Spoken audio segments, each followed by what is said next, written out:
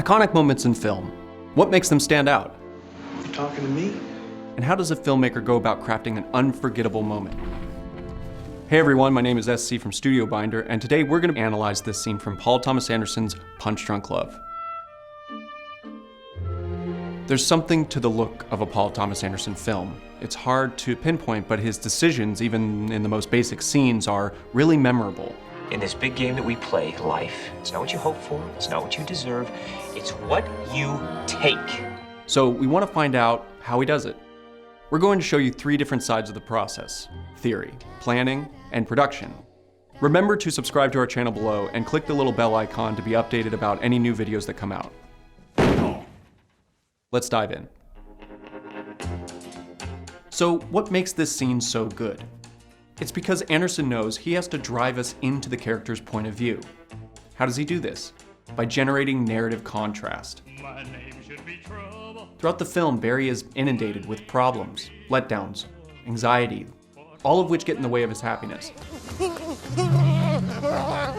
But not this scene. This scene is charming, peaceful, and soothing.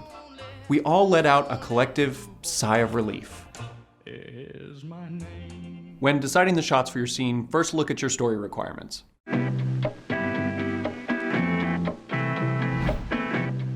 In this scene, it's all about generating emotional momentum.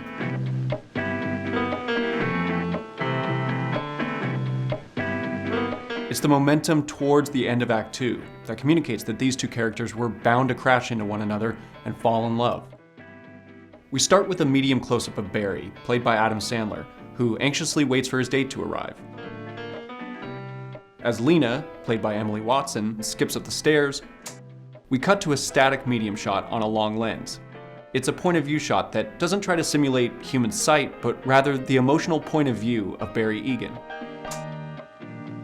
Anderson then elects to use identical dolly shots. There's both narrative momentum that's being generated, but also practical momentum because we understand that this is her moving toward him. Finally, they crash into one another and we land in our beautiful silhouette shot.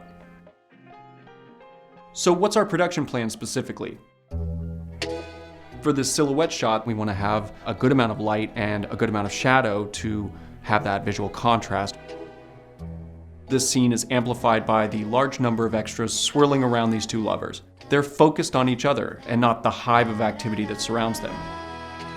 And Anderson places them in the center of the room for some pleasant symmetry. Lovely visuals for a lovely moment.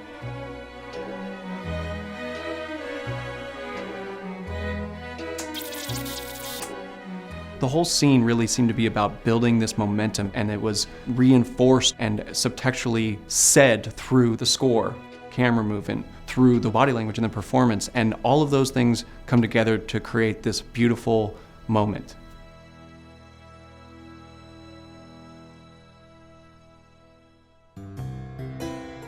So what did we learn when we analyzed this scene from Punch Drunk Love?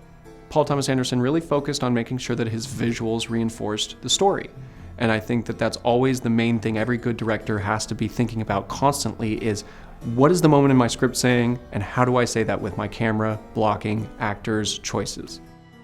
So if you want to become a better filmmaker, my suggestion is that you go out and you try to recreate one of these scenes, because studying them is great, but trying them out and going through the process is 10 times more effective.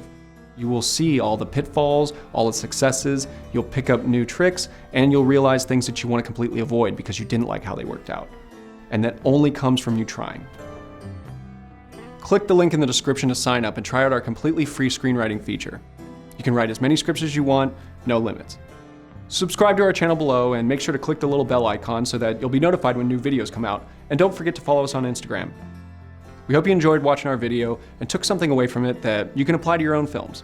We'll see you next time.